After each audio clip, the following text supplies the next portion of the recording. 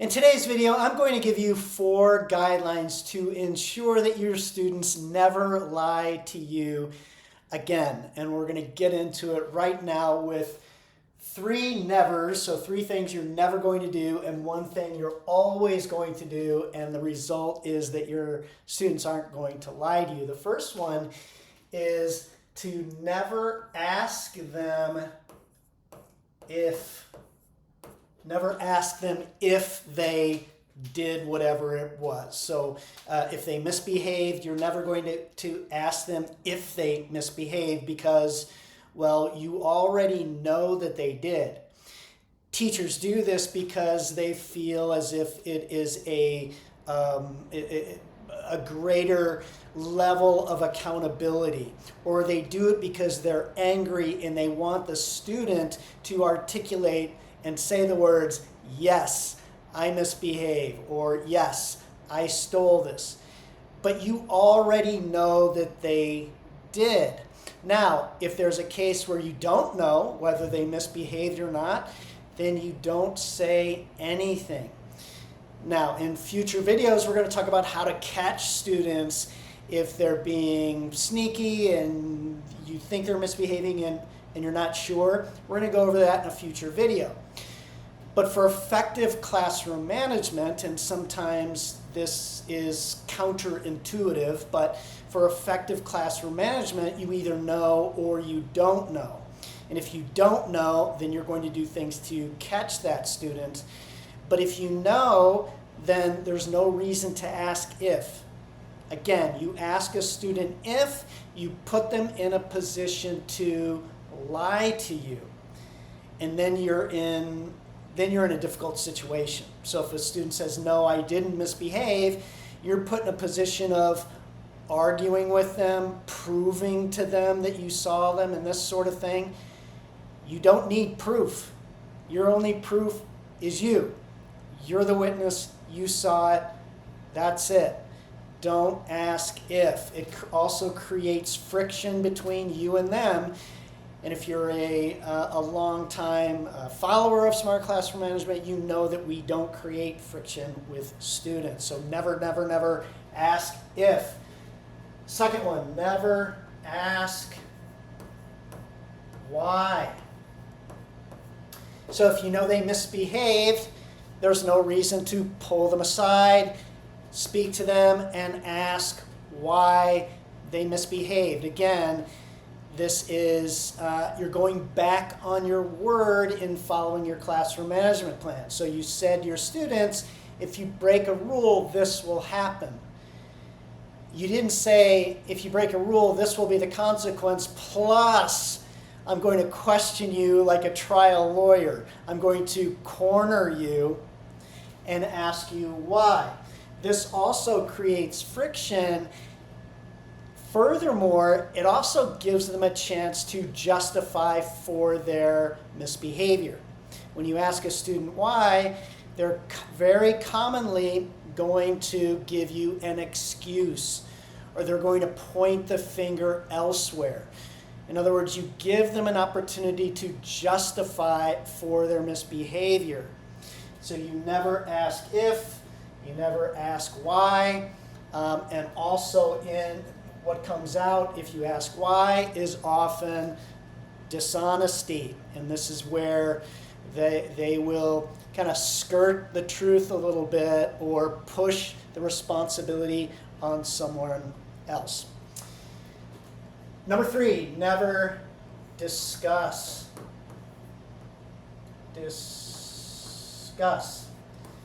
Never discuss their misbehavior whatsoever. Never pull a student aside to discuss their misbehavior unless you are telling them about their improvement. Unless you are giving them a statement, which doesn't take a long conversation. You're saying to them, you did better today. So it's a form of feedback and a form of praise. You're doing better, keep it up. That's it. But you're not going to pull them aside and discuss, have these conversations, these counseling sessions with students about their misbehavior. It doesn't work And again, it gives them a chance to justify for their misbehavior, point the finger elsewhere, and this sort of thing. You don't have time for it either. And so we don't pull students aside to discuss misbehavior. The one thing that we always do, though, is that we always enforce a consequence and then walk away. So whatever we said as part of our classroom management plan, we follow it to a T. You have a warning because you called out and disrupted the class, and then you walk away. You put your hands on another student, or you kicked their heels while getting in line, and you'll have to take your things and go to timeout. So you just do what you say you're going to do and follow through. And the reason why we just follow through like this and we don't question if, why, or have discussions with students is because we want strong accountability. We want true accountability. We want strong accountability. And this only happens if the student of their own accord takes responsibility.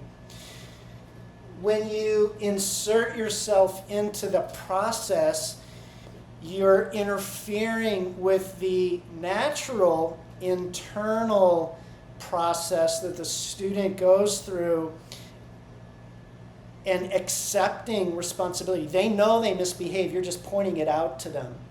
You're not giving them a chance to explain it away or to lie to you. They have to sit with it. And when they go to timeout or when they are given the consequence, you are deeming them. You're saying you broke a rule and this is the consequence. So there's no getting out of it. And if you do it fairly, so you followed your plan to a T, that student knows they misbehaved because you defined your each rule so clearly. You're doing what you say you're going to do, and they have no choice but to accept accountability. And if they enjoy your classroom and they like you and admire you, look up to you, respect you, these are things we've talked about in the past, then they naturally take responsibility. They decide of their own accord not to make those same mistakes again, and this is how improvement actually happens. They're sitting in timeout and they're thinking, I don't want to be here, I want to be there, and they know what they did, again, because you've taught it so thoroughly.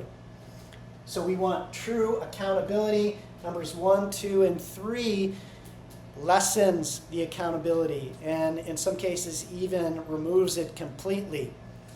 They start believing that it wasn't their fault.